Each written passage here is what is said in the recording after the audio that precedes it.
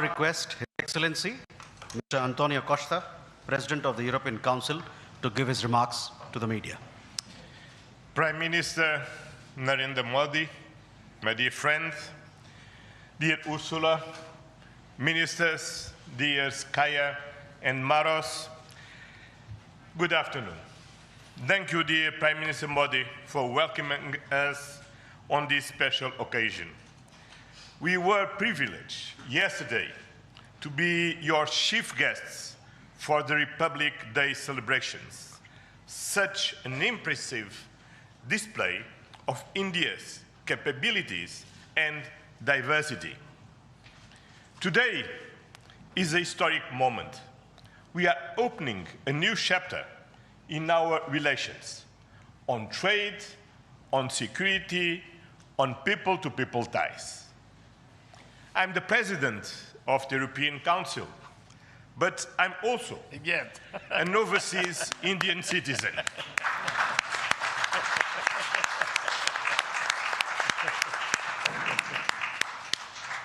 Then, as you can imagine, for me, it has a special meaning. I'm very proud of my roots in Goa, where my father's family came from. And the connection between Europe and India is something personal to me. Also because we conclude today our trade negotiations. We relaunched at the latest meeting that I had the pleasure to host in May 2021 in my previous capacity. Our summit sends a clear message to the world. At a time when the global order is being fundamentally reshaped, the European Union and India stand together as a strategic and reliable partners. Today, we are taking our partnership to the next level. As the two largest democracies in the world, we are working hand in hand to deliver concrete benefits for our citizens and to shape a resilient global order that underpins peace and stability, economic growth, and sustainable development. I would like to share three messages. First, the European Union and India must work together towards our shared prosperity and security. India is the world's fastest growing major economy. Trade has flowed between our two continents for centuries. And trade is crucial geopolitical stabilizer and the fundamental source of economic growth. Trade agreements reinforce rules-based economic order and promote shared prosperity. That's why today's free trade agreement is of historic importance. One of the most ambitious agreements ever concluded, creating a market of 2 billion people. In a multipolar world, the European Union and India are working together to grow spheres of shared prosperity. But prosperity does not exist without security. Strengthen our cooperation to better protect our citizens and our shared interests.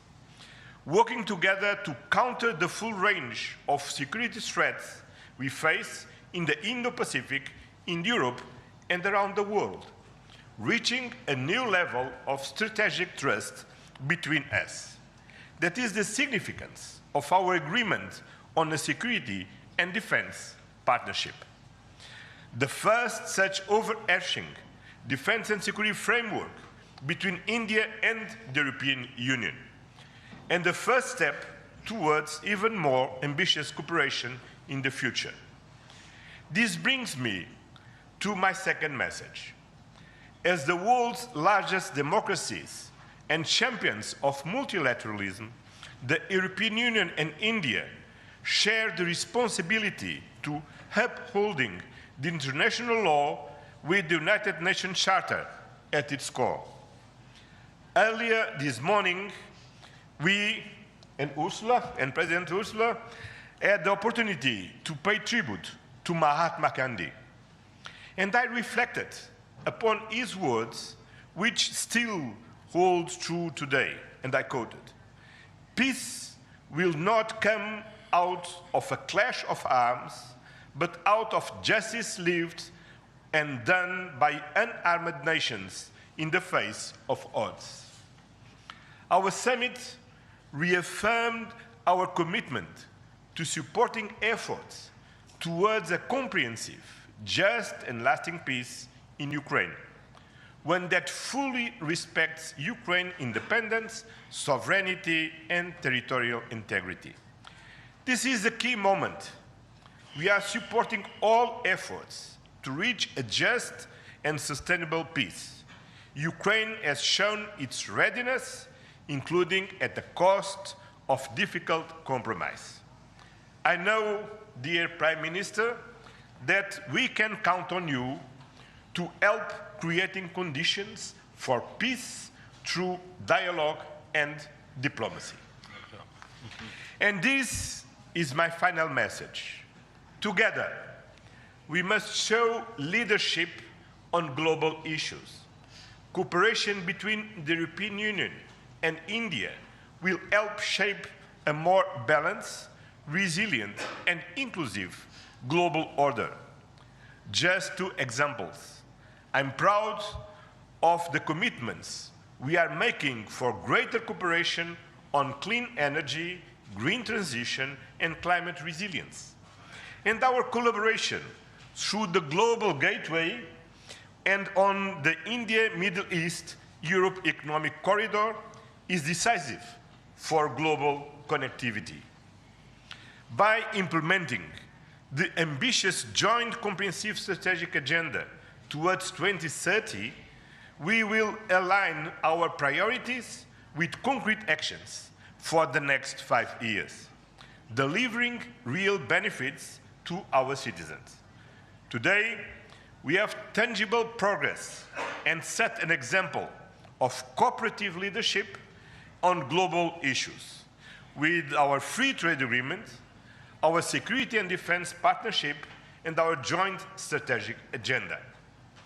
These outcomes are crucial milestones on the longer path. We look forward to continuing the journey together, as always. Thank you very much.